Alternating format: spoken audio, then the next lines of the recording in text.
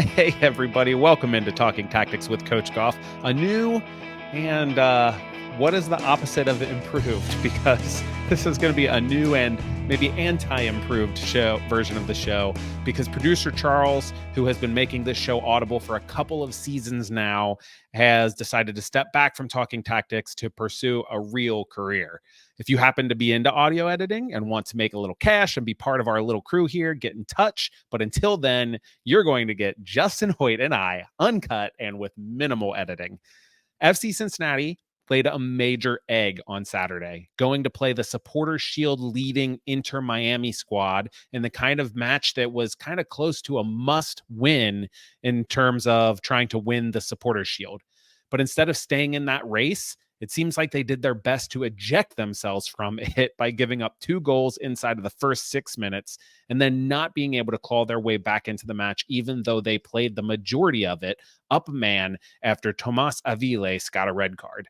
We're going to ask why FC Cincinnati has struggled to start matches of late, why they have had a hard time scoring goals with a man advantage, and much, much more. And we're going to talk about it all with the one and only Justin Hoyte. Justin, it has been a while. How are you doing, my friend? Good, coach. I've been great. I mean, I've missed doing the shows. I'll be honest. I feels like a long time since we've spoke about the team, since we've been on the podcast. But I'm happy to be back. Happy to be talking about Cincinnati again. Obviously, not happy that we lost and talking about a defeat. But coach, I'm great to be back on the show with you, and I look forward to these shows and obviously the rest of the season that we could talk about. But how are you, coach? How's things? Obviously, we'll talk about the defeat in a little while. But how are you other than that? I'm doing pretty well overall. Things are humming along here. I was glad to step back from the podcast for a little bit to rest and recharge. We started to get rumblings from some listeners that they were missing it, so that's always a good I was upset. sign.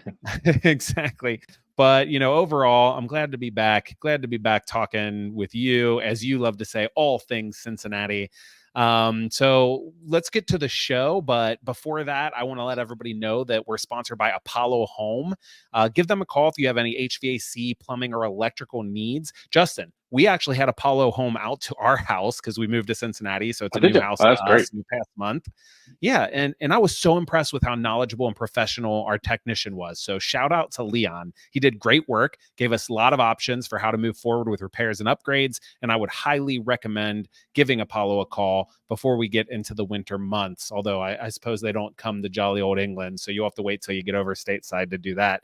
But listeners, before you give them a call and while you have your phone out, head on over to Twitter or Instagram, any of the socials, and give us a follow. I am at FC Cincy Tac Talk, and he is at Justin Hoyte 32. And as always, you can leave us a note at Cincy Soccer Talk or in the electronic mail slots, feedback at CincinnatiSoccerTalk.com.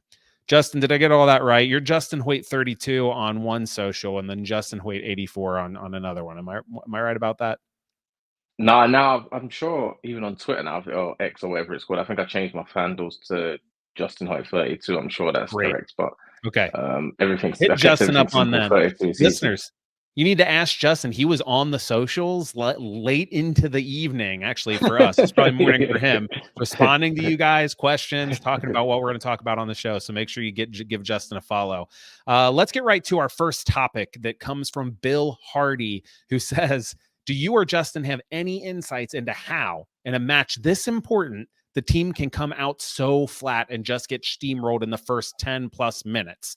I believe Dom Khmir said coming out strong was a topic all week in training. Justin, it's not just this match. FCC has fallen behind in the first 25 minutes in 4 of the last 6 games, with 3 of those, including goals conceded in the first 7 minutes.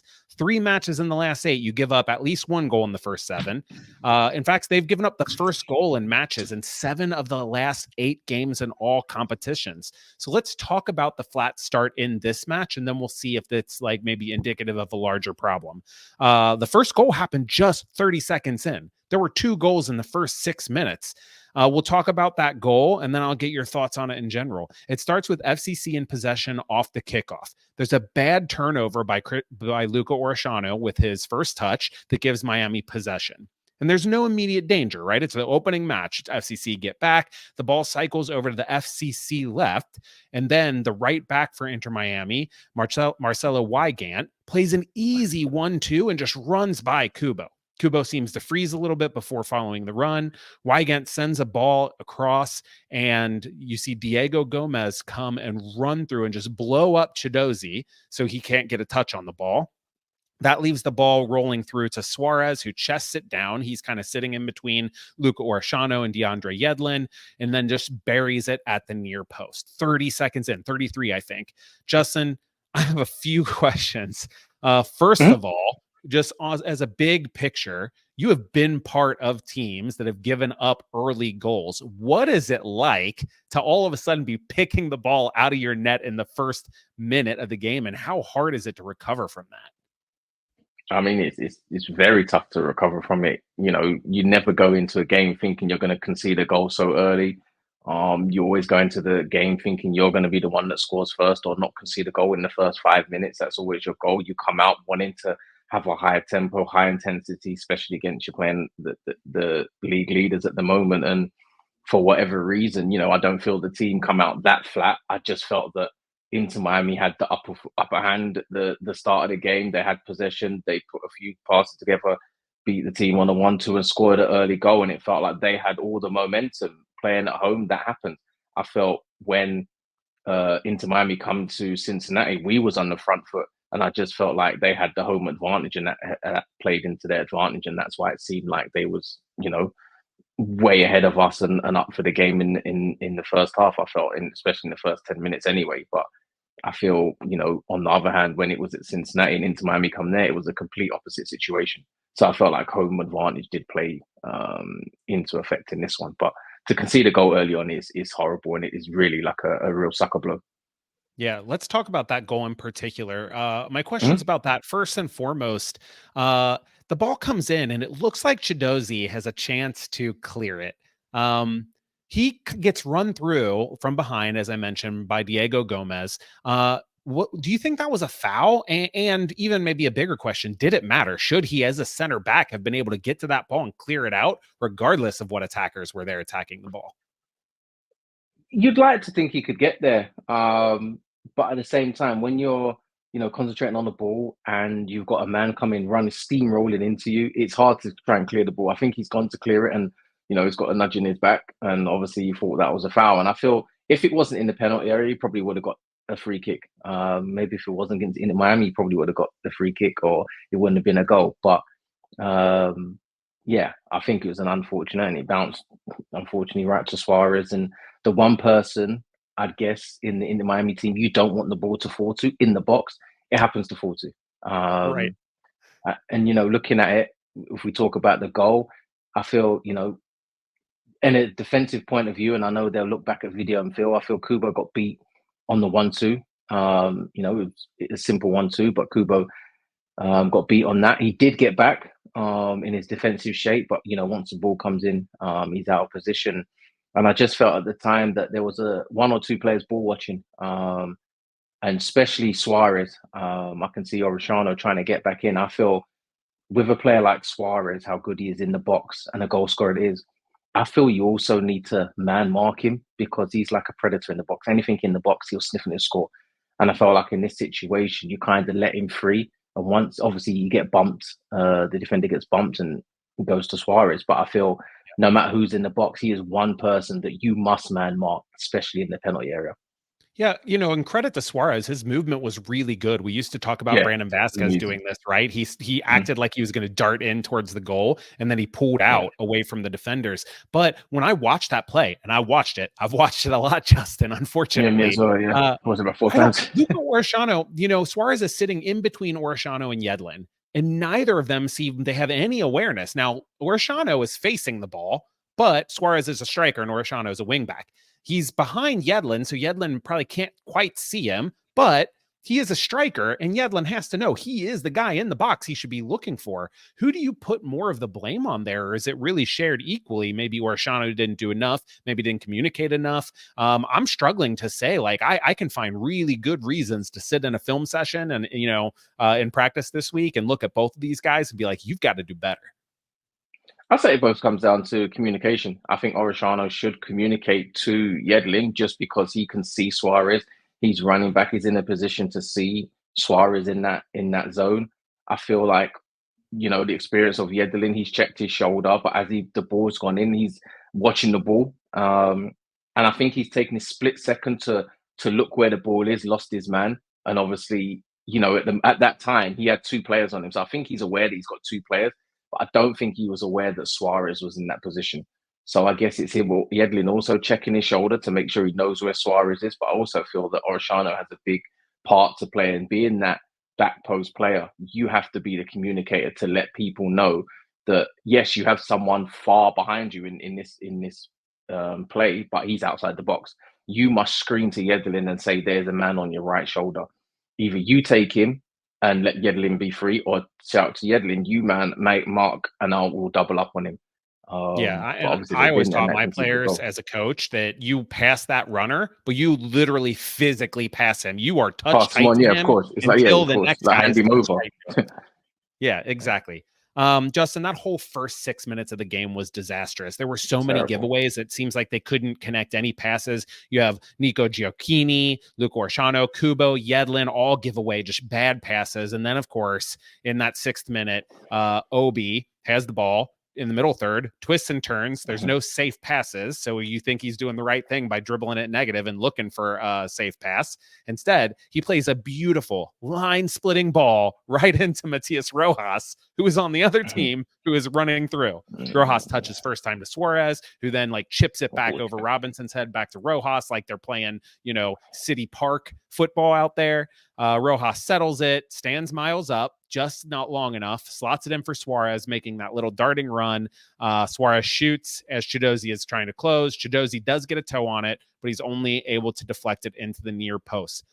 The big question here is, Justin, because obviously bad turnovers happen. That's where the goal is created. OB set his team up for failure by playing Matty Rojas in like that.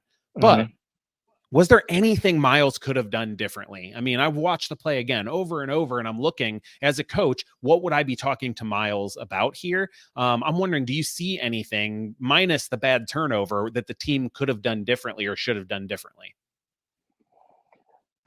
As I watch it and I watch it again, Coach, I don't know if there's anything Miles can actually do, because I feel all he could try and gamble for is go to the ball and try and catch, I think, Suarez offside. But I don't know, because Suarez is clever enough to keep his run onside. And I guess, it's a 50-50 situation. I feel like he's done the right thing to try and hold up the play for as long as he can for players to get back in. Other than that, I think it's just a situation where he's gone to the ball and, I think he's made the right decision. I don't think there's anything else in this situation anyone else can do but just try and force him wide. I What don't know, about from a Roman? coach's point of view, what would No, you you're say? exactly right. The reason why I'm Yeah. asking you as a player is because from a coach's point of view, I think Robinson was really good. He stayed slightly angled to stay in the passing lane. So the only pass Rojas had was down the line, which made the angle harder for Suarez. I think if he steps too aggressively trying to pull Suarez off, especially not being able to see who's recovering behind him, I think that puts him in a bad situation. I think that you see Chidozie, try to on his recovery run, try to leave Suarez offside a bit. And I think that made it harder for Chidozie to recover. But again, these are all really little things. They ultimately were just hung out to dry by a really, really bad pass by Obi. Mistakes happen. This one was compounded by the fact that they had already given up a goal 30 seconds in, and it was so early in the match. What about Roman? Because he's come under fire a bit this season in general. And on this goal in particular, the post-shot XG, which is a measure of how likely the shot is going to go in or be saved, basically puts it at 50%. Half the time, the goalkeeper makes that save. Do you put blame on Roman? I mean, there's a deflection in there. It was a pretty close range shot. Do you as a player, obviously you don't blame him, but do you think man, you would have liked him to do better there? I feel if you watch it slowly, and as I think there's another angle behind the goal, if you see it, that deflection actually takes it past Celentano in the direction of the near post. I feel if that shot is not deflected, that's hitting Roman. And I feel he's making a save there. You can see his body shape. He's big. He's showing that, if you shoot across the goal, which like Suarez looks like he wants to do. I feel he's going to save that. But that tiny little deflection puts that in the ball into the back of net. And what do we say? When you're on top, the luck goes your way.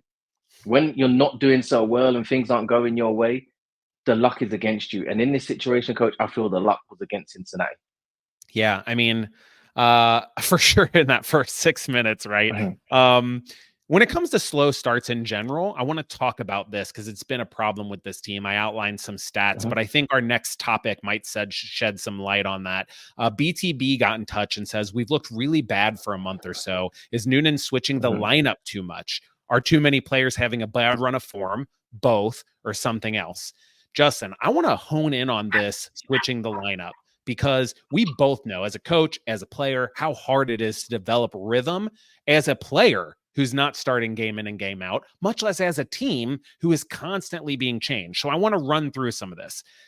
Only 3 players started this match who didn't start against Philly. So that's a lot of positions changes too. There were 6 changes to the starting lineup for this match. 3 of them who started that didn't start against Philly. So 3 new starters, 6 position changes overall. The only players to start and play the same position since the Philly game were Roman, Chidozie, and then Obi and Buka, right? So that is the spine, but everyone else either changed starters or changed position. Now let me run through the lineup changes since we thumped Miami at home, just to highlight the consistency, because these are the 8 matches where FCC has started slow, given up the first goal in 7 of them, right? From Miami to Charlotte, there's only 1 change, but it was a new starter. So you're like, okay, some consistency. They lose against Charlotte, right? Then from Charlotte to Chicago, there were 7 changes. 4 of them were new starters, 3 players changing positions. Chicago to the Red Bulls, 6 changes. 3 of them were new starters. Red Bull to Querétaro, 8 changes, 5 new starters. Querétaro to NYCFC, 7 changes, 4 new starters. NYCFC to Santos, 8 changes, 7 new starters. Heading into the Philly match, there were 3 changes, so that's a decent amount, but they were all new starters. And then, as I said, 6 changes for this Miami matchup. Justin, how hard is it to be changing the lineup that much and expect a team or a player to show any kind of consistency? You can't. We talk about it a lot, coach, about playing regular games in a set position with I would say a set team or a set way of playing, and you gain consistency. If you play regular games, you gain consistency. We talk about it a lot, coach, of players wanting minutes, playing minutes to gain that match consistency. But the team is slow and start. You've just highlighted how many changes have had to be made. I'd say it's had to be made. They're forced made. There's injuries, there's suspensions. There's players maybe not being informed. So the coach has to make a decision. He has to play certain players out of position, and he has to fill the void until they've been able to reinforce, which they have done. So now you look at it, the starting lineup, it's not going to be how it was last season, because we had a consistent run of players in that team for a certain length of time. So everyone's the fluid, the gameplay is natural. Everyone knows everything. Now you keep changing lineup, keep changing players. The consistency is not there, and that is hard to gain and get week in, week out if you're not playing the same lineup. So yes, it does take a bit of time, and the team probably will start slow because players are playing maybe in a position they're not used to, or playing with players they're not used to. So they have to gain that trust. They have to gain that, right, I know how he plays, right? How am I going to, adjust to that? I've known how this player's played for maybe 10 games. Now I have to adjust to someone else who's got different qualities. Taking that all into consideration, it will take, I would say, a little while longer for this team, I would say, to have a set team. You look at Lucho, he's not even in the team at the minute. So you've got your main player, who's the creative player, who is not 100%. So you look at that and think, well, the team isn't going to gain consistency and probably will start slow because of all these factors. And I feel like sometimes, us as fans look at it and be like, well, why can't they start straight? I've been a player and I'm like, why can't we do this? Why can't we? We should be exactly the same. But you naturally won't be, because you haven't got that set team and that set consistency you've had for a run of games. And it's just because of the changes that have had to be made. Yeah. So here's a big question, I think. I wonder if you find fault with this because overall, so obviously we talked about how hard it is to develop rhythm, to start fast, all of these things. But you could say like, yeah, we need to roll out some consistency or else we're not going to ever show consistent play. In the US, we're familiar with this from the Women's World Cup or the Women's Olympic squad. Emma Hayes came under all kinds of fire for not rotating her squad. And she kept saying, I need these players to develop a rhythm together. Even if they're tired, it's worth it.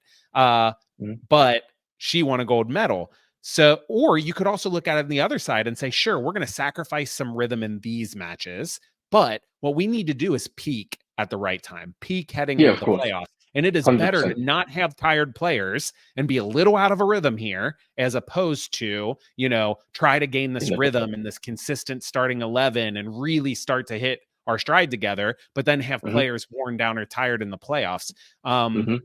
Obviously, it's a balance, but the question I think overall is, would you rather not rotate and maybe win more matches now and take that chance on being tired going to the playoffs? Or as a player, would you kind of be able to sit back and say, I'm actually grateful for these days off I'm getting here and there, even if it means I'm out of rhythm, as long as I start to hit that consistency heading into the playoffs come mid-October? It's a tough one because you always say that. I'm making MLS, Justin gasp out of a tough question. That's a good sign. Yeah, it's a tough question. Why I say that is because you still need that match consistency and fitness level. You can see some players have come in and they might not be 100% fit because they've not had the minutes, prior to this. So if you're only playing a bit part, 60 minutes, 70 minutes, it's hard to gain the match fitness to be able to contribute in October, near the playoffs time. If you're gaining that consistency from an early stage and you've had a little bit of rest, but you're like, phew, I'm ready to go for the playoffs. I think there's only a set number of players that can do that. I feel why Cincinnati was so good last season because they had a set, I would say, 6 players, coach, 6, 7 players. Yeah. Majority of the team. Well, then we're saying, why aren't we rotating more? Yeah, but we won the Supporters' Shield doing that, and then we got to the playoffs, but we got tired. But I still feel that we could have still won that game. But we had that consistency because we had the regular players playing all the time. And they only made 1 or 2 changes. So you gained that consistency with everybody. Now, as a player, I'm thinking, right, I would want to play as much as I can, but can I now take a rest in maybe a midweek game? Can I take a rest maybe, 60th minute if the game's going well?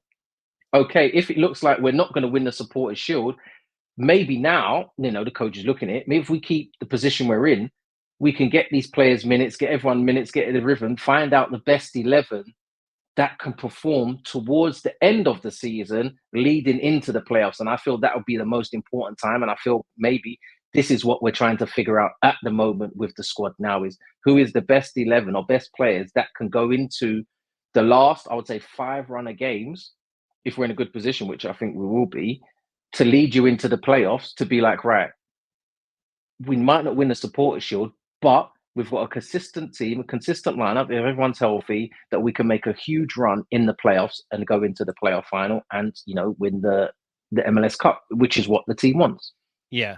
I think part of what you're getting at, Justin, is that you need to rotate, but too much rotation, I think, it's hard. Yeah, you can't. Because it doesn't help at all.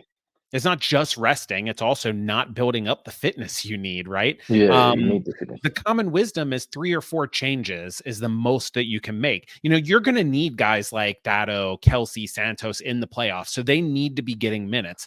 But you're also not setting them up for success if you're rotating 7 or 8 guys match to match. It feels to me like this staff went from not rotating enough to like panic rotation. Like, we're not rotating bits and pieces to help everybody feel fresher. We are panic and rotating full lines because either people aren't performing or we're worried about people getting too many minutes. So we're rotating everybody. And I think that just doesn't do any good. Justin, we're going to talk about the FCC game plan, both offensively and defensively, especially after they went up a man. But first, I want to let everyone know about our next sponsor, Beyond Exercise. Beyond Exercise is a local physical therapy and fitness business that helps people stay active and injury-free. In fact, they help some of our local MLS, MLS Next, and FCC Academy players with their health and performance needs. Check out their suite of services at gobeyondexercises.com.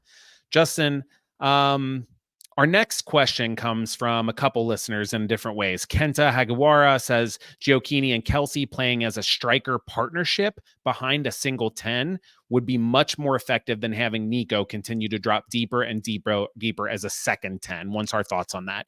Mike Prentice says the novelty of the sword formation, so that's that 2 number 10s under a single forward, is wearing off. Seems to only work when Lucho is healthy and playing against teams that defend a certain way. Mike feels like opponents can just clog the middle and rely on an inability for FC Cincinnati to not be able to create dangerous crosses. And he wants to know if it's time to go back to the 3-5-2. So let's talk about the formation and the initial game plan and execution. I say initial because we know they got punched in the mouth to start, and that changes things, right? Miami set up in a 3-4-3. And what was interesting here is they had Busquets playing center back. And it looked like they just did whatever they could to get him on the ball, roll it out from the goalkeeper, spread FC Cincinnati out and play it around and play it back to him, and then push those wing backs high. And then it looked like to me like the strikers. You had Rojas, Suarez, and Gomez dropping off the back line of FC Cincinnati in order to try to receive the ball in the gap in behind Buka and Obi and in front of those center backs. They also picked and choosed a few times to play down the line and try to get behind the FCC wingbacks, but I thought they held their own pretty well there. So let's talk about how FCC chose to defend that, because my first question here is, when you have a team spreading you out, looking to play the ball to the center back and then distribute there, do you have any thoughts about why FCC just chose not to press Busquets at all when he had the ball?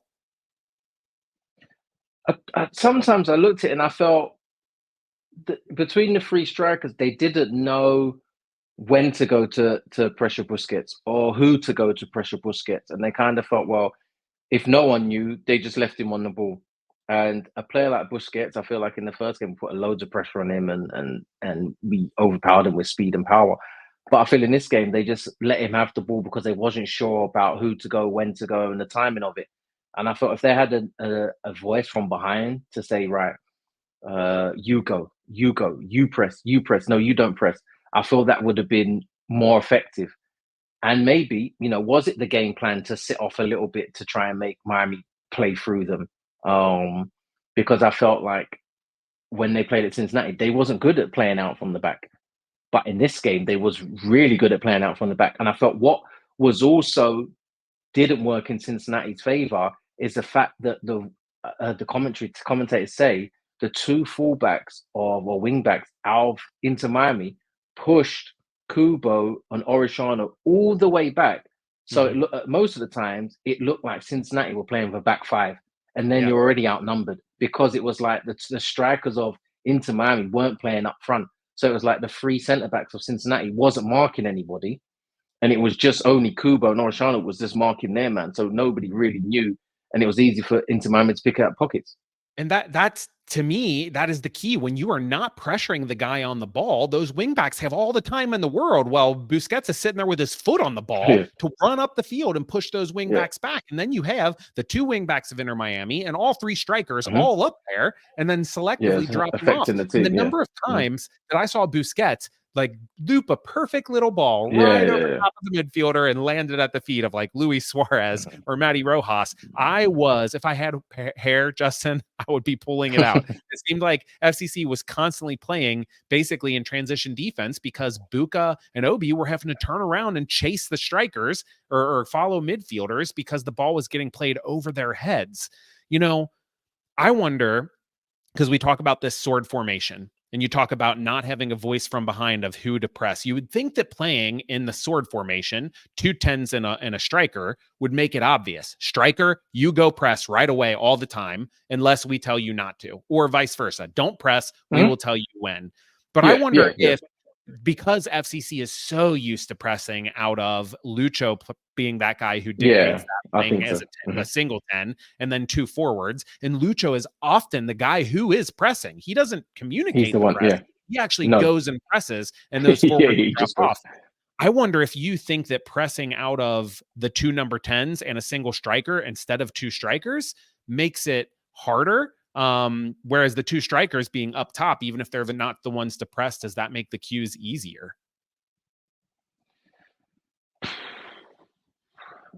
I don't know. I feel like if I was a defender, I wouldn't like two people applying the press.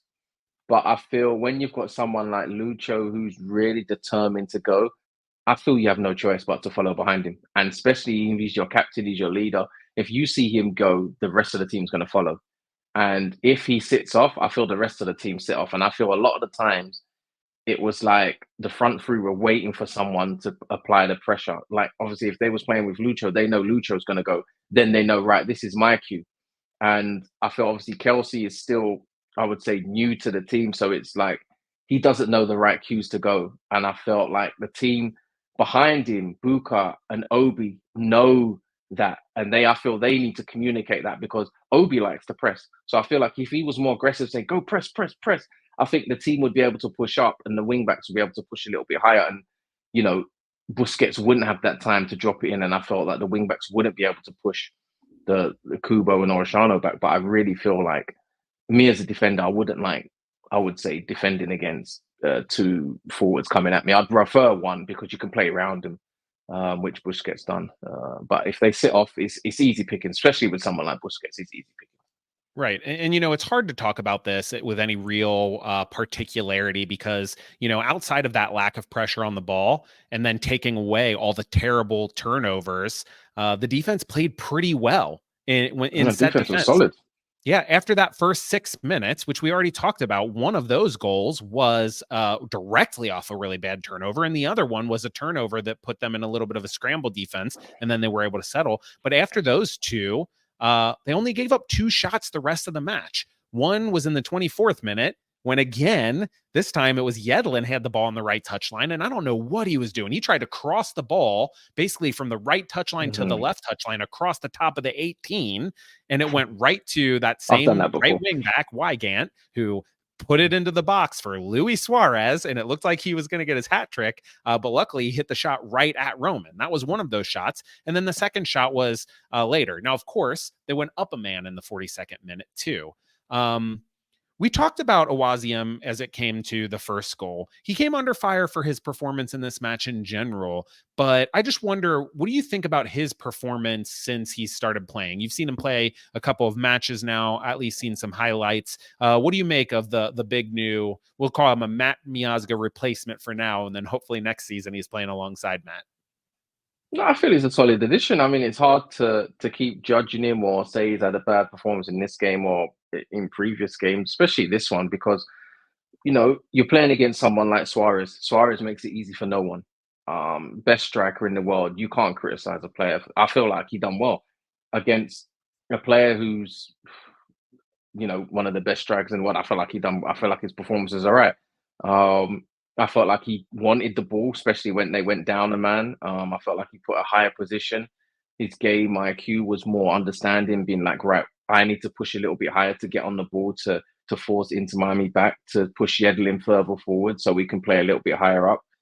And I feel like he's done okay. I mean, I don't like to judge players on the first few games. I like to judge them over a few period of games because no game is the same. Every game is different. And he's still new to the system, new club, new surroundings, new I would say new country, new club. It's tough. It's hard to judge someone that's so early. I'll be honest.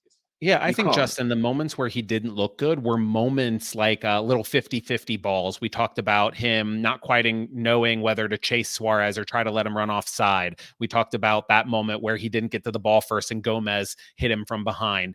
He only won 1 of his 5 ground duels. And I think that could be settling in a new league that is faster and more physical than the one he was playing in before. Here's a question. Suarez. Yeah, totally. A buddy of mine, Lance Melching, was asking me why I thought they continued to play Chidozie in the center instead of Miles Robinson, because you and I talk often about how important communication is. And I don't know what Awaziem's English is like, but we know Miles Robinson not only knows these players better, knows the league better, but also speaks English which most of the players on the pitch speak. Do you have thoughts about why they might be continuing to go with Chidozie instead of Miles? They did switch them at halftime, and Chidozie played on the right and Miles in the middle, but why continuing to put Chidozie in the middle? I'd say just because he's right-footed, and Miles is, I would say, better on his left foot than Chidozie is. I would say that is probably the only reason why they are set up in that situation. Yes, they did change it at halftime, but that's because they brought Murphy in.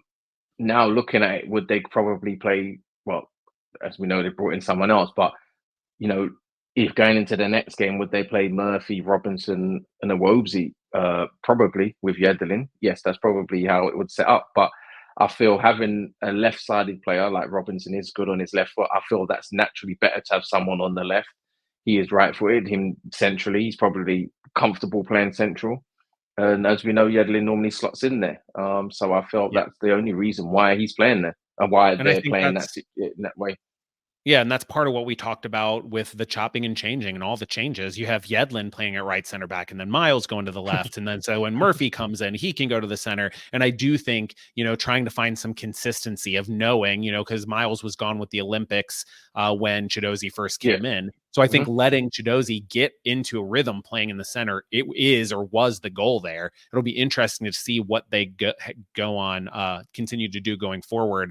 Let's touch on FCC's offense, because we talked about the sword, that 3-4-2-1 with Nico and Dado under Kelsey.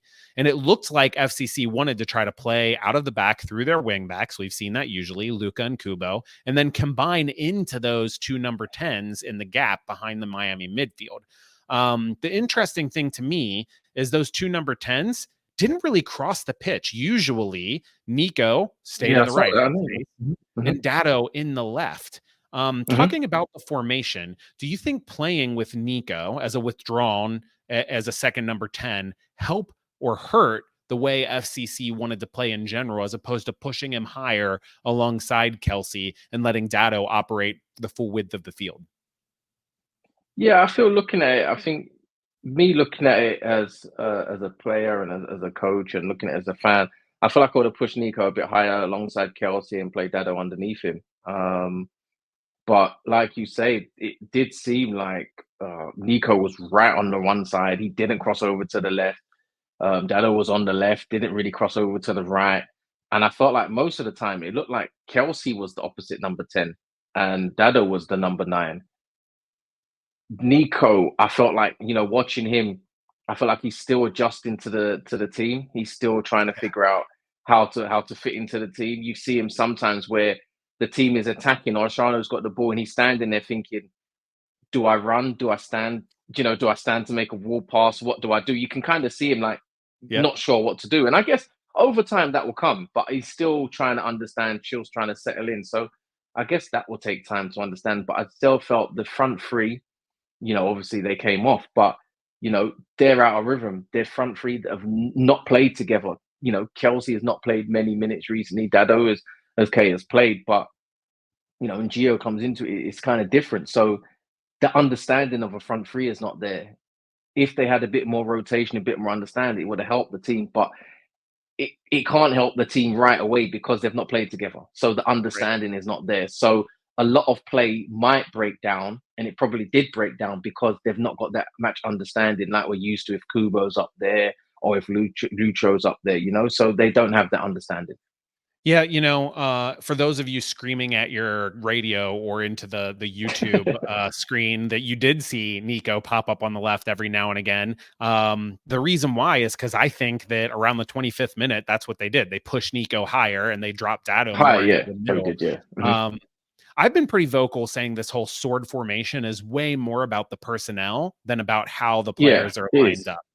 For instance, Nico is a forward by trade. So playing him as a second forward or a number 10 doesn't really change a lot. In the 25th minute, I was pretty sure they pushed him up alongside Kelsey. You saw that. He was still dropping in a lot. That's the kind of player he is, right? The difference there is like when Luka is played in that position, he is going to play much more like an inverted winger playing in the half space. He's going to drift a little bit wider, drop in, and almost never really play as a forward with his back to goal. When he's running forward, he's running forward towards the goal because he is an outside, a wide player, right? So it really is more about the personnel than, why do they keep going with the 3-4-2-1 instead of the 3-5-2? I don't put much stock in that. And the reason why I wanted to talk about that is because that change when Nico shifted up higher alongside Kevin, putting them more in a 3-5-2, didn't really help things. Things weren't helped until they not only went up a man, made a bunch of lineup changes, went into the second half. I will talk about the one really good chance that they created when they were in this first half before going up a man. And that was in the 31st minute. It was the best chance of the match. And it really was, it looks like kind of a nothing moment until Orishano just had the ball in the right half space, looked up. Kevin Kelsey made a really nice run, like a curling run kind of behind the defense towards the near post. Luka dropped in a beautiful, like what I would call an early cross, almost like a through ball, a dart into him. He tried to flick the ball with the outside of his foot, and Callender made a great save to keep him out. The reason why I want to talk about that is because they didn't have any other chances at even strength. They had one earlier in the 18th minute when Buka had a little interchange with Kevin Kelsey and got in a little bit too deep and tried to shoot instead of crossing, and it was really tame. What do you think was the problem in that opening 42 minutes before the red card? Was it just going down 2-0 early and Miami being able to sit back? Was it so many changes and no rhythm? Why was this team so inept for a large portion of this match? I'd say all of the above, coach, just because you make, different line changes, different players playing in different positions, a different front three. Yes, you've got Kubo on the left, Orishano on the right. You've got Yedlin playing where he's been playing, Robinson playing where he's playing, Buka and Obi playing their positions. But you're going against a team who's well organized. I would say they're well drilled at the minute. They're on form. They're at home. And I feel like it was a daunting place to go to. And I feel like, sometimes you just have a bad game as an individual and as a team. And I felt like in the first half, that was what it was. It was a bad team performance. And throughout the season, your team is going to have a bad team performance, no matter what happens, whether it's the first half, second half, it could be the whole game. No matter what you try, it's going to go bad. And I just felt like this game was one to be like, you know what, the first half, second half, we tried to improve. We tried to get the game back, but we just couldn't. And I felt like one of these games is just like, it just wasn't going to be a game. I can't put my finger on what went wrong, but it was just one of their games where we wasn't going to win. Yeah, for me, I'm just not going to put it there. You're just not going to win this game. My version of saying one of those games is just saying I don't think that it was tactical or structural or they shouldn't have gone with the sword formation. I think it was sloppy. I think there were so many bad turnovers. I think Kubo had he played pretty well overall, but he had several opportunities from left wing back where he would cut in and dribble towards zone 14 and then not be able to connect that pass. I thought Gioacchini, I didn't expect him to be great. He's just arrived in Cincinnati. Just come here, yeah, of course. Yeah. How many training sessions has he had? Yeah, but he fell short of my expectations. Not just, there were moments certainly where he wasn't sure whether to show for the ball or run, and there was a turnover, but he had just a lot of turnovers where he mistouched the ball, or like he'd get the ball in the box, not feel a defender on him and try to turn right into the defender, and lose it. And I just think that it fell short of my expectation. And then, of course, we get over 45 minutes of playing with a man advantage where FCC still couldn't score. Clifford Adams got in touch and says all he wants to hear about is how to score a goal when a team sits back in a 7-2-1 formation, or playing down a man. So 7-2-0. Clifford says. Cliff says, seems easier to rob a bank. This was infuriating. Everything else was really coming out flat and making two mistakes. Justin, you are so fond of saying how hard it is to score on a team that is down to 10. Tell us why. Because the team, the momentum is the team who's attacking, right? And I felt in the game situation, we didn't move the ball fast enough. So if you move the ball fast enough, you're going to draw them out. if a team doesn't draw out, Inter Miami have played a man down. They've played two men down and they've scored a goal and won a game. So they've got that experience. In training, I would say why it's hard is because in training, the defense train out of numbers. So you're already outnumbered. So all you have to do is defend the box, defend the box, defend the box, defend for your life, and you'll win the game. If you don't move the ball fast enough, your team's not in rhythm, you haven't got the right movement, you haven't got the right players that can create things out of nothing, which, Lucho come on, but he's not 100%. And the players aren't firing and you making the runs and you making certain things, you will not score. Into Miami, with that stage, were drilled. They put players in the right position. We had chances to go through in little through balls, and the keeper made a save, or they made a last ditch tackle, which could have gone in the goal. But I just felt that it is always hard to play against 10 men. I've been a team in 10 men and won the game because you're defending for your life, and the momentum is always with the attacking team. And I feel like you just get, as an attacking team, we're playing with one less. You always seem like they've got more defenders, and it just seems that they just frustrate you and frustrate you and frustrate you, and you just cannot get back. You cannot get the game back, especially at 2-0. Yeah, so Dom Kinnear, who was serving as head coach because Pat Noonan was suspended, it seemed like his solution for playing up a man was just to change all the attackers. So at halftime, he brought on Lucho, Santos, and then Ian Murphy. He brought them on for the three up top, Kelsey, Dado, and Nico. He pushed Kubo up the top, moved Luca from right wing back to left wing back, moved DeAndre Yedlin from right wing back or from right center back to right wing back, and then swapped Chidozie to right center back and had Miles play up in the middle. So, Justin, we talked about all the changes making it hard to be in a rhythm. This was 8 new players in positions. There were 3 changes, 3 new players, but 8 new positions overall. Did you like that, to come out of the halftime with a totally different look? I feel like he's probably gone for that, just to be like, right, it didn't work out in the first half. Let's get our more experienced players in their right positions and go for it. And I felt, you have to do that. I feel like if you put in the players, if you look at it, if that was to start, if you looked at the squad at the start of the game, the way that I would say the second half started, that is who you would say in that squad would be the starting 11. So I feel like he's gone and looked at it and been like, right, this is with the starting 11. These are kind of the players, if they was all fit, would be playing. Okay, maybe not Santos, but somebody else would be playing. Oh, maybe Gio might have played the number 9 or Kelsey. But you've got Santos, who's an experienced player, played against Inter Miami, played against a man down. So I feel like he's probably thought, you know what, it's not worked out the first half. I need to change something to get back into this game. Yeah. This is my options, and this is what I'm going to do, and I'm going to go with it. But if we look at it, coach, they did actually create chances from that, though. They did actually create something out. They created chances. Not like they didn't create anything. They just wasn't able to score.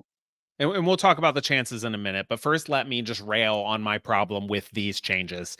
To me, okay, I don't have a problem that the changes were made. I have a problem with who and where. DeAndre Yedlin, you're up a man here. DeAndre Yedlin is a very experienced defender, not a great crosser, doesn't add much to the attack usually. His addition to the attack is usually him like hitting a long switching ball to get in behind the defense or something, which the defense is bunkered. Moving Luca to the left limits what he can do offensively when he had created the most shots, been the most dangerous player on the pitch so far. Taking Kelsey off, who is a legit target for crosses, which is really useful when you're playing a bunker defense. And he's also better at up plays. We saw him almost set up Buka in the 18th minute for that goal. Putting Santos on when Miami is going to be sitting deep, and his real gift, we all know, is running in behind. Leaving Obi on the pitch when Obi, as part of a double pivot, so 2 essentially holding mids, although we know Buka can get forward. But he had almost nothing in terms of ball progression or final third passing. To me, it felt like you said, getting the starters on the pitch, getting back to even, which seems more like changes with an eye toward not losing by more than 2 than it is to go grab the game by the scruff of the neck. With all the games they've lost lately, and with being down 2-0 on the road, I wanted to see them absolutely go for it. I wanted to see them not do some of those changes, but not put Ian Murphy on, leave Chidozie and Miles back there alone and put another attacker on. I wanted to see them go hell's bells and try to win. Tactically, I think what ended up happening, you referenced it earlier that they moved the ball too slow. They went into what I call the umbrella of death, Justin, because they form a U shape around a bunkered defense, which is like an umbrella, and then just pass You the do. ball back and forth around that You do. umbrella. And Trying you're to looking create, for yeah. opportunities to penetrate, right? That's what you're doing.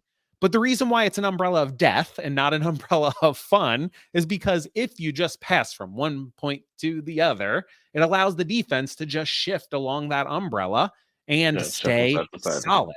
The only way it works is if you pass the ball really quickly or skip points in that umbrella, like bigger passes, and then look to play back against the grain, right? You push the ball to the right. As the defense is shifting, you look for those entry passes to the left. And when you end up just staying in that umbrella of death and playing slowly, taking your time, you end up with what FCC ended up with: shots from distance and hopeful balls scooped into the box where the attacker has a ton to do, even if they can win the ball. Am I being unfair, or is that what you saw too? Would you call it? You don't have to call it the umbrella of death, because I know you don't like to stick with big, No, I know, I know what you mean. No, metaphorical, terrible, mean words. But am I being unfair that they just looked slow and ponderous for so much of that? And again, there was a portion from 70 to minute 80 where they looked good. We'll talk about that in a second. So let's just talk about the rest. Yeah. No, I know what you mean, because I mean I've been in teams that have done that. I've been the player myself that's been that player who's been like, right, I'm watching it and I'm thinking, well, we are just going side to side. Nothing's fast. We're not penetrating. We're not crossing the ball. We're not making runs. You know what it is? Sometimes you have to go all the way back to draw teams out to then go forward, because they just want to protect their box. And if you can't make them penetrating passes or penetrating runs, you do go side to side, keep trying to make that penetrating pass. But I feel sometimes you just have to put the ball in the box and make them defend uncomfortably. And that sometimes disjoints them. Then they get out of rhythm. They might head the ball out. It comes back to one of your players. Someone might rush out. Now you can play your passes. And I feel that could have been more effective. But the Cincinnati playing the way they play, it is side to side. They just needed to do it a bit more quicker with a bit more urgency. And I feel like, but the like we times say, they did we'll that, talk about Justin, it. the times they did that, they created some chances. In the 71st minute, you saw Obi skip a point in that umbrella. He's in like the left half space, and he plays a good ball all the way to Lucho, who's hanging out on the right. Lucho stands the ball up for Santos at the back post, who can only knot it down past Calendar. Kubo comes in to try to clean it up before Calendar is recovered, but can't quite find that touch. And it left me wondering, like, man, what if that was Kevin Kelsey instead of Sergio Santos, or with Sergio Santos on the back post? In the 76th minute, Luka picked the ball up in the left half space in the middle third, and instead of waiting for that umbrella to form, he looks up and hits Kubo with an entry pass right away. Kubo lays it off underneath for Buka. It's a bit behind him, so he has to turn. That's the one where he kind of turns, spins, then he backheels it through, and it happens to deflect and fall to Sergio Santos running in on goal. Unfortunately, it was too far out in front of him. He's at full stretch. All he can do is toe poke it towards goal. Calendar did really well coming off his line, so it goes right to the goalkeeper, and then a recovering defender cleared it out for a corner before Kubo can stab it home. Then off of that corner kick, they don't get a shot directly, but in the aftermath, Sergio picks up the ball on the right, dribbles in and curls a shot towards the back post that's headed away, but that looked dangerous. But like we said, ultimately they couldn't find the breakthrough, much less grab 2 goals to get any sort of a result. And I think part of that is because all the chances we're talking about are half chances. They're not clear cut because there was not a defined way. We're going to go out. We're going to move the ball like this. We're going to do it quickly. Here's how our forwards are going to check to the ball. Here's how we're going to move off it. It was get the ball to Lucho, see if he can penetrate on the dribble. Get the ball to Luca Orishano, see if he can penetrate on the dribble. Justin, overall, like you said, you could absolutely say just one of those games we're not going to win. FCC got punched in the mouth early, recovered well enough to generate a decent number of chances, but Drake Calendar made some nice saves, and the early deficit meant Miami could sit back and absorb punches and win the game.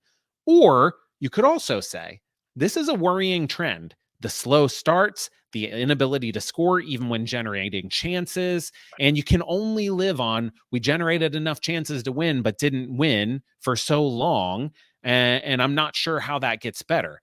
I think it goes without saying, but I'm going to ask anyway, where do you fall between those two? First one. Yeah, that's what I figured. You love being that, positive. You hate throwing teams under the bus. No, I can't. No, it's my team. No, we can't. It's one. I'd say yes. We've had a bad run of form. I would say it's a team. We've had a bad run of form. We've had a lot of changes of players. We've had, I don't know, a lot of injuries. We've had players coming in now. We've had players to slot in certain positions. I feel we're just getting by, and I feel like we've got enough points to be in a very good position at the minute. We're still not out of it, like I said. I tweeted about it. We're still not out of it. We're still in a very good position. Okay, the supporters field is points wise, we're not there where we want to be, but we're still in a great position. Now how do we build on that for the second half to the latter part of the season, coach? Now, if we're looking at 3-4 games that we haven't won, 5 games that we haven't won, now we're thinking, well, hold on a minute. Now, what's going on? But I still feel, yes, we lost to a very good Inter Miami team. They was down a man, but we've got to take the positives from it. Now coming to this weekend's game, now we really need to be like, right, we need to start winning to gain that momentum, to gain that consistency. I would say to start putting positive energy back into the team, to be upbeat, to be like, right, let's go. We can do this. We've been here before. We've overcome a lot. It's got to a stage where the fans are getting, and me as well, coach, and probably the players have been like, we're not used to this. Yeah.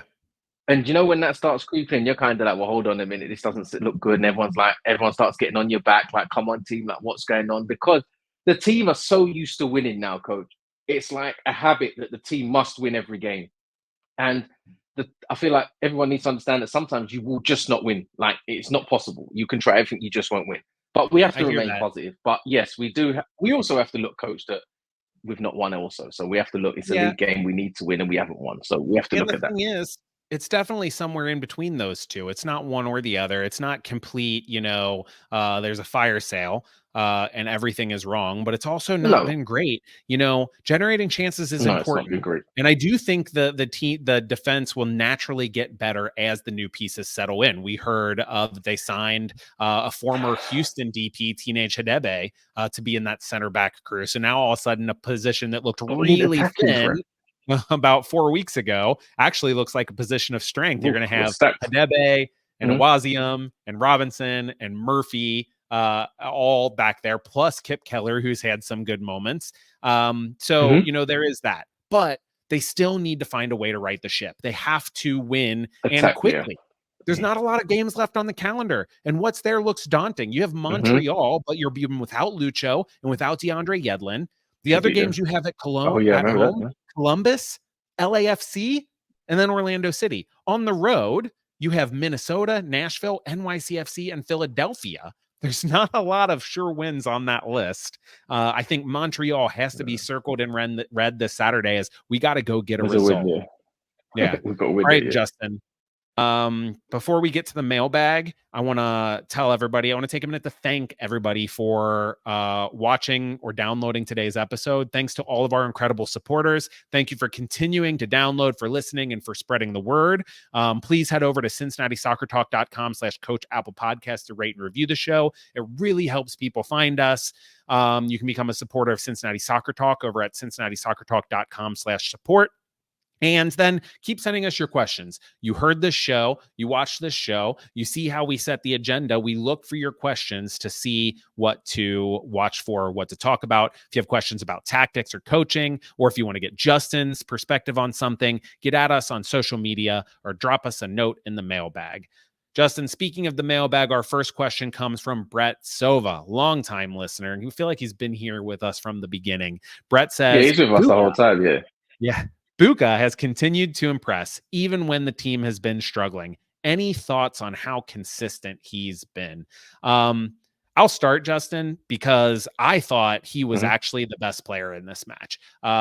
I'm not going to be doing player ratings anymore because I just don't have the time, but I would have given him man of the match. He led the team with progressive passes. He really helped move the ball forward. Actually, I think Kubo led the team, but he was up there.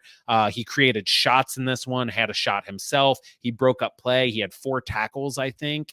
And his possession loss ratio, so like the ratio of the number of times that he loses the ball via bad pass or bad touch or whatever compared to touches, was like 0.09, meaning that only 9% of the time that he touched the ball did Miami end up with it, which I think is just awesome. Mm-hmm. Your thoughts on Buka, how he settled into this team, and what we might see from him going forward?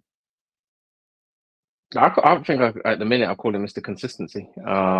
Just the way he plays, I feel like a lot of his work goes unseen. And I felt from he's made a huge impact to the team, and like I say, a lot of his work has been really unseen. And at the minute, his performers are going probably over everyone's head and not actually realizing how he's doing, other than Brett. Because he has actually scored a few goals lately, but that's not normally how he contributes. I agree completely. No. So impressed. Next question comes from Lance Melching, and he wants to know how Roman can get his mojo back. Justin, he was really good last year, and he just hasn't impressed this year. I talked about the good saves Drake Callender made. You could make the argument the reason why Miami got a win in this match is because of Drake Callender. Certainly because the 2 early goals, but Drake Callender kept them in this match down the stretch.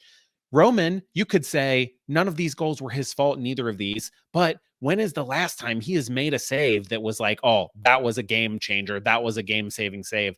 So my question to you, you've been part of teams where the goalkeeper is slumping. Are there things that he is doing during training, or things that veterans like yourself in the locker room are saying to him to try to boost him back up and get him back to how he was a game winner at times last year? No, I think goalkeepers have their own union. I think majority of the time, I'll be honest, coach, goalkeepers stick with goalkeepers. We don't involve ourselves with the goalkeepers just because they're a bit crazy. We try to not associate with them. But no, I mean, all jokes aside, if I was a player, and I'm sure the players will be talking to him, and he'll know himself that if he feels that he's not performing well or not making the right saves that, I don't know, that we think he should be saving, then he will know that, and I'm sure the goalkeeping union and goalkeeping coach will be having a word. But he's still a young goalkeeper. He's, I would say, still understanding and learning stuff about himself. And all everyone can say is they looked at how he performed last season. But you are going to have a dip in form no matter what player you are, what position you play. You are going to have a dip in form, and sometimes you aren't going to make the saves. But I don't think he's done a horrendous, coach. I still think he's done a good job. I don't think he's done bad. No, I don't think he's been terrible either. I just think he's been average. He's not a game changer. He's not a game winner. We saw against Philadelphia in the Leagues Cup, Andre Blake won that game for Philadelphia, right? We saw right now, like I said, you could argue Drake Callender won the game for Inter Miami, or at least maintained that win. You can't say that a lot about Roman this year. I think that a lot of it is pieces moving around him. I think some of it was some bad luck early, maybe some confidence shaken. If I'm his coach, I'm just doing anything I can, whether it's sports psychologist, getting him to read certain books, positive visualization. I'm just trying to up the positivity around him all the time. And I don't know, other than that, he's just going to have to make some good saves and get that confidence back. All right, Justin, last question from @SandSoccer, who proclaims the Shield race is over. I know you don't necessarily agree. I think I agree. But he wants to know how we think the team should approach the remainder of the regular season. So I'll start this. How to approach the remainder of the regular season. I think everything needs to be geared towards finding your best 11 and having them ready, fully fit, going into the playoffs. So I think some rotation, 100%. But less.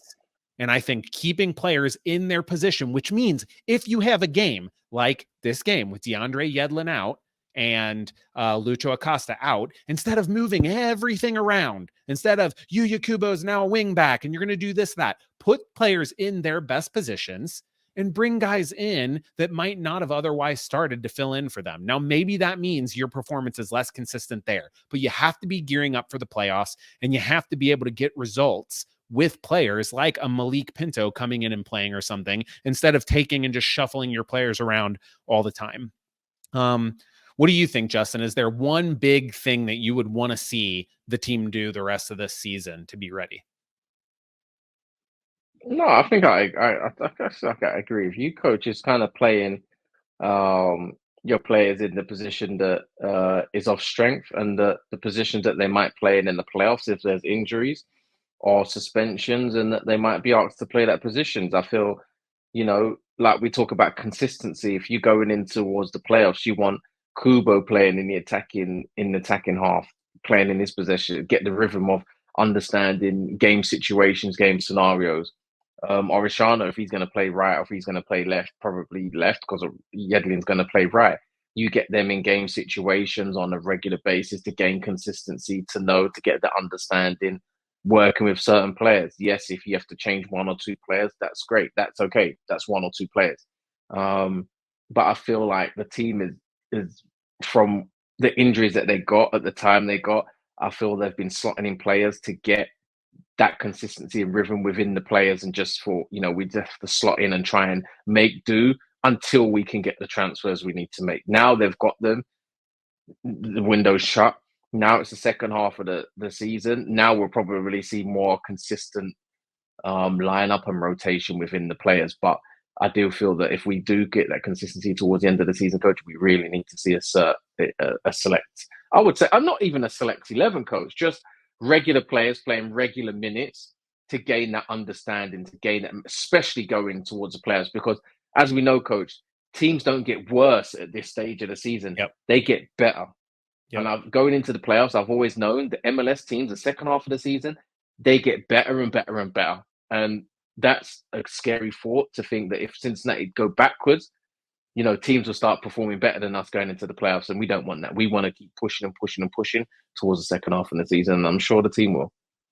Yeah, it's like us, Justin. We had some flubs this show, some talking over each other. We're a little rusty because we've been changing our routine up. But listen, we still came out here. We put in, thank God, not a 90-minute performance, but we put in a shift. Not and we're going to roll on. Near enough. We're just keep getting better down the stretch run of the season. Thanks for doing it, my friend. Anytime, coach. Thanks so much for having us, and thanks for answering the questions. And that is it for this episode of Talking Tactics with Coach Gough. If you want to do Justin and I a huge favor, make sure you are subscribed to the podcast.